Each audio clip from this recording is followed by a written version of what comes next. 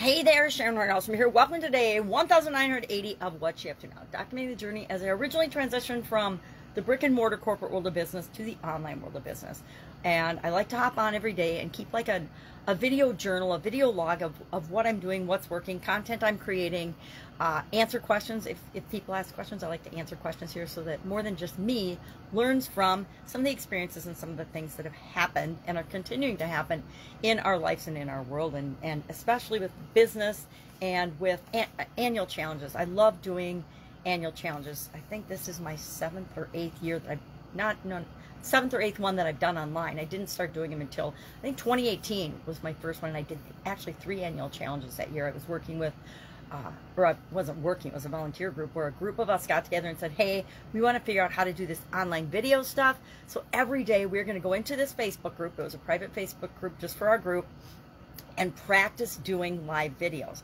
I have never gone back and watched any of my videos from that, but I suspect some of them were absolutely so cringeworthy that I'm glad I haven't gone back and watched them. But about 100 of us, and this is kind of how things statistically play out in everything, right? It's like the 80-20 rule, the Pareto principle.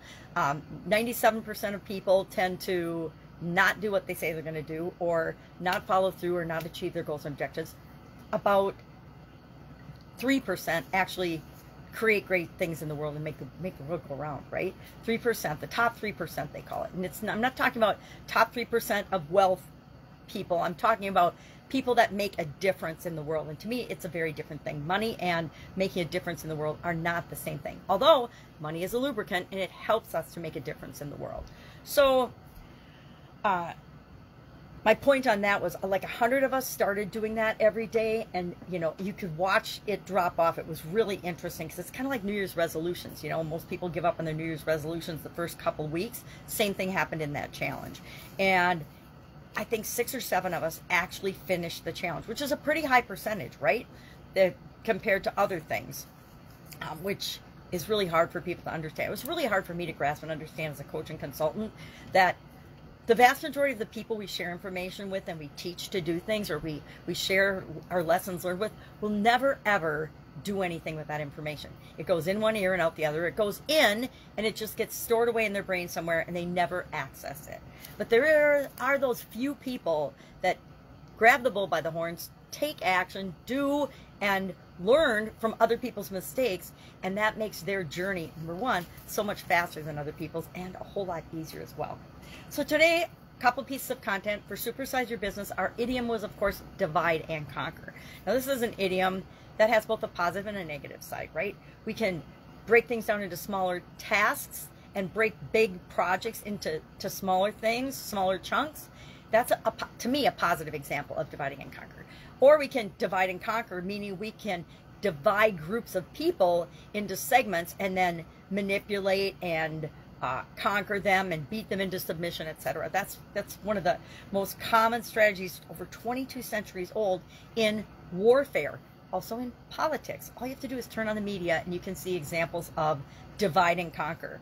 The things that the news media covers, their sole purpose is to divide and conquer, at least in the United States, the people in the United States. You may not believe this, but I say if you watch the news and the media and social media with fresh eyes, you see it everywhere. And it's quite pathetic and manipulative. So that's one of the reasons I don't watch the media. So today, we're talking about dividing and conquer. You can divide and conquer to build and grow and supersize your business, or you can unite and build to grow and supersize your business. I like to unite and build to grow and build and supersize my business and make the world a better place, but it's always our choice, right? And in different stages of growing and building your business, maybe in the beginning you've got a lot of competition and you need to find ways, and you can do that in a positive way too. Find your niche, find your unique place in the market versus beating the competition and pounding them down, etc. And usually when we go up head to head against the competition, everybody loses because people tend to compete on price instead of what makes them unique and special in the marketplace. That's a topic for another day. Our step 3 of our goal process, we're working on our financial goals, achieving our financial goals this month as part of this year's Get Your Goals annual challenge. And as such, the end of each month, we're spending the last 7 days of the month going through the goal process that we identified in January, step by step by step by step. And today is step 3, which is to break our big goal down into steps or chunks or more bite-sized pieces or more motivating chunks that will keep us going toward the big goal. And I shared an example of, say you want to get rid of $10,000 of credit card debt between now and the end of the year, because the end of the year, it's an annual challenge, so I like to use December 31st as our cutoff date as I'm going through the different months. So how would you do that? If you got $10,000, I would take the number of months that are left, divide it by 4, and that gives me my timeline of when I want to reach each of those. And we're going to go into more detail in each of the steps, milestones, what was the other? Breaking it down, milestones, the actions we need to take as part of the plans and strategies, and then setting a timeline to break it down. So we're not just waiting till the end of the year to look at and see whether we made our goal or not. That's it. It is Monday in my neck of the woods. Big week planned. Lots of things going on. Friends and family coming into town because it's the 4th of July next week. So that means this is a busy week. If I can help you in any way, ask. Otherwise, have a fantastic day. I hope you're enjoying summer, if it's summer in your neck of the woods. I am. It looks like it's raining today, so I'll have to figure out how to creatively get my walk in nature in. But if you have any questions about online, offline businesses, and you don't know who else to ask, I like to offer myself up as a resource. You can always hit me up on the Voxer app. I'm at pajamagram@gmail.com, and it's specifically vague so that if you really want to ask me a question, you have to find me, and so you have to listen to a video to know where to find me.